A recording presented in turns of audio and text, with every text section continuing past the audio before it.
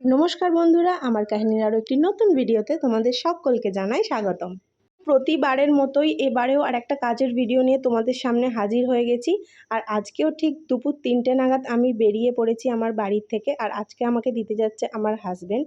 আর আজকের লোকেশান হচ্ছে নান্না। নান্নার বাবা পঞ্চানন্দ প্রায় সকলেরই তোমাদের চেনা। তো আমি একদম বাবার নান্না পঞ্চানন্দ ছেড়েই চলপাড়াতে চলে গিয়েছিলাম আজকে সাজাতে। আর আজকের আমার সাজানো ছিল আমার দিদির বাড়ি।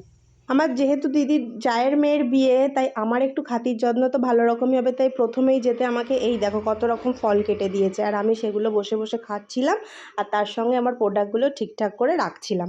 কারণ অ্যাজ ইউজুয়াল ব্রাইড তখনও রেডি নয়, ব্রাইডের তখনও নিয়মকানুন চলছে, সবাই গায়ে হলুদ সেরে সে স্নান করেছে সবে, আর তখনও তার এক গাদা নিয়মকানুন বাকি। আমি আর কি করি, তখন যেহেতু দিদির বাড়ি বেশ অনেক দিন পরেই গিয়েছি, দিদিরা এখানে থাকে না বলে, তো সেই জন্য একটু দিদির বাড়িটা ঘুরে ফিরে দেখছিলাম।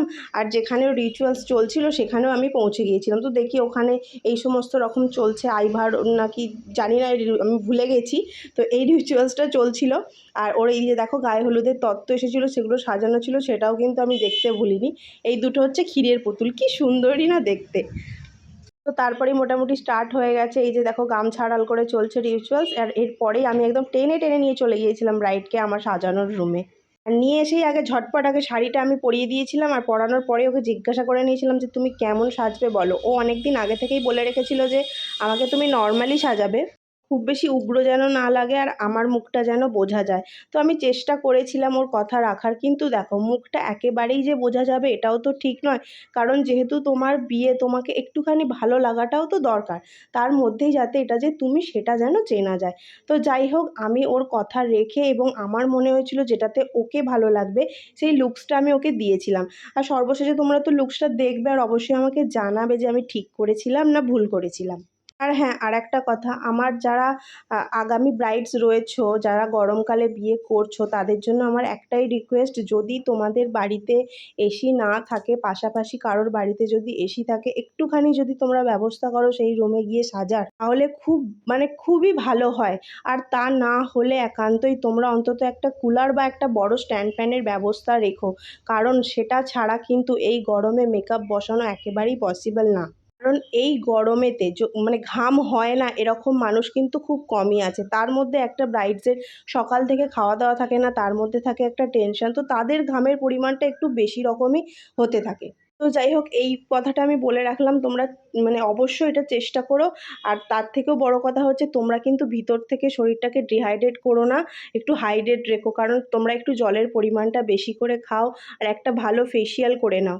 আর আমি সাজাতে যাবো আর সেখানে কমপ্লিট হবে না, বর এসে যাবে, এটা তো হতেই পারে না। যাই হোক, আমার হেয়ারস্টাইল তখন কমপ্লিট হয়নি, কিন্তু ওর বর চলে এসেছে। কিন্তু আমি তো ছাড়ার পাত্র নয়, আমি কিন্তু ওর হেয়ারস্টাইল করেই ছাড়বো, যেমন ও বলেছে তেমনই আমি করেই ছাড়বো, তাতে ওর বর বসে থাকুক।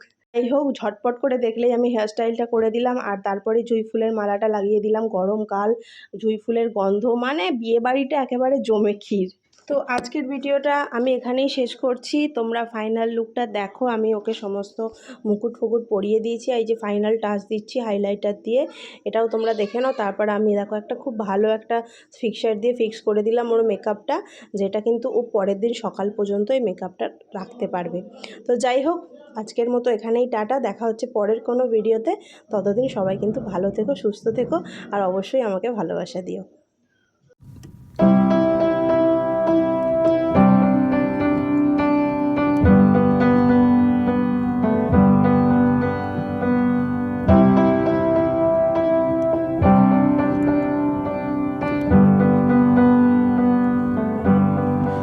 Wish that I could cough out my emotions in a healthy manner.